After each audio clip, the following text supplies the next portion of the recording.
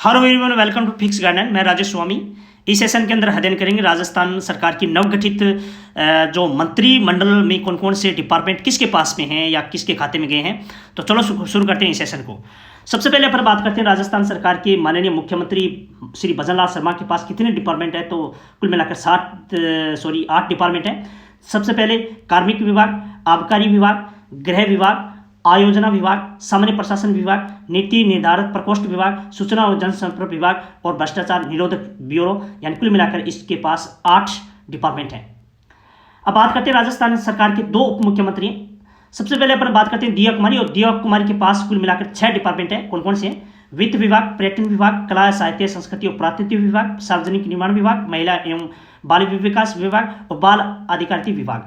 तो राजस्थान अभी हाल ही के अंदर जो नवगठित जो कैबिनेट जो मंत्रिमंडल है, इसमें से कुल अगर आपसे पूछे ना कैबिनेट मंत्री में महिला सदस्य कितनी है, तो 1 ही है।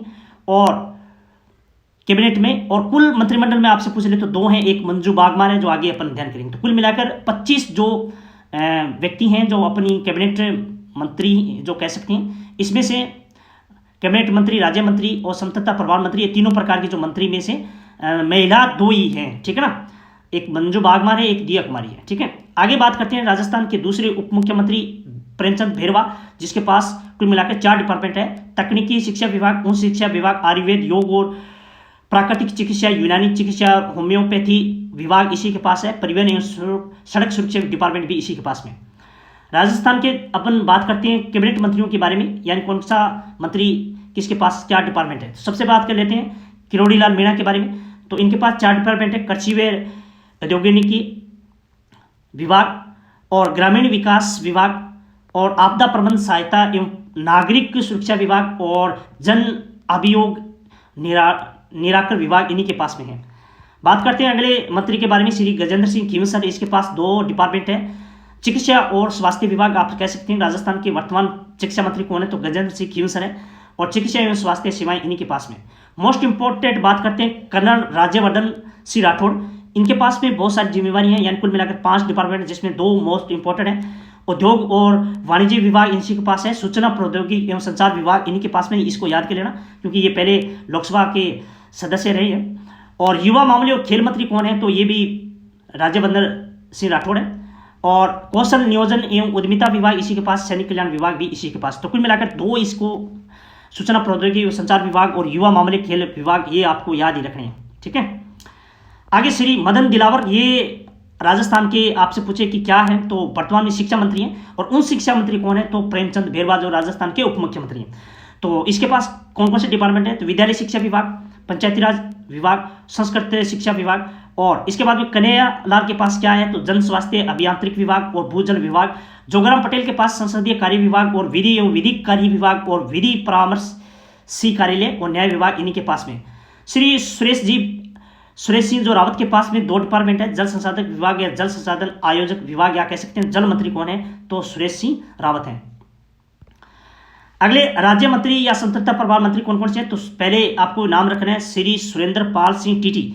इसके बारे में आपको ये जान लेना है कि ये उपचुनाव हाल ही में होने वाले हैं 5 जनवरी को, जिसमें से यानी बिना विधायक जीते हुए उसको मंत्रिमंडल में शामिल किया गया। यानी सुरेंद्र पाल सिंह टीटी कहाँ से हैं, तो करणपुर विधानसभा सीट श्री गंगानगर से हैं। ठीक है ना, तो इसके पास में कुल मिलाकर 4 डिपार्टमेंट है। कृषि विपणन विभाग, कृषि सिंचित क्षेत्र विकास एवं जल उपयोगिता विभाग, इंदिरा गांधी नहर विभाग और अल्पसंख्यक मामलात एवं वक्फ विभाग। यानी अल्पसंख्यक मंत्री कौन है, तो सुरेंद्र पाल सिंह टीटी, क्योंकि ये सिख समाज से आते हैं, सिख धर्म से आते हैं। श्री संजय शर्मा, इसके पास संजय के जी के पास में 3 डिपार्टमेंट है। एक तो वन विभाग, पर्यावरण एवं जलवायु परिवर्तन विभाग और विज्ञान एवं प्रौद्योगिकी विभाग।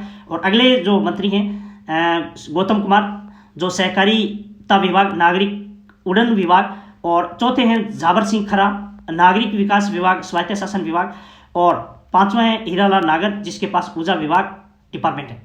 आगे बात करते हैं राज्य मंत्री। और राज्य मंत्री जो पहले जो मुख्य इंपॉर्टेंट है ओटाराम देवासी, जिसके पास कुल मिलाकर 3 डिपार्टमेंट है।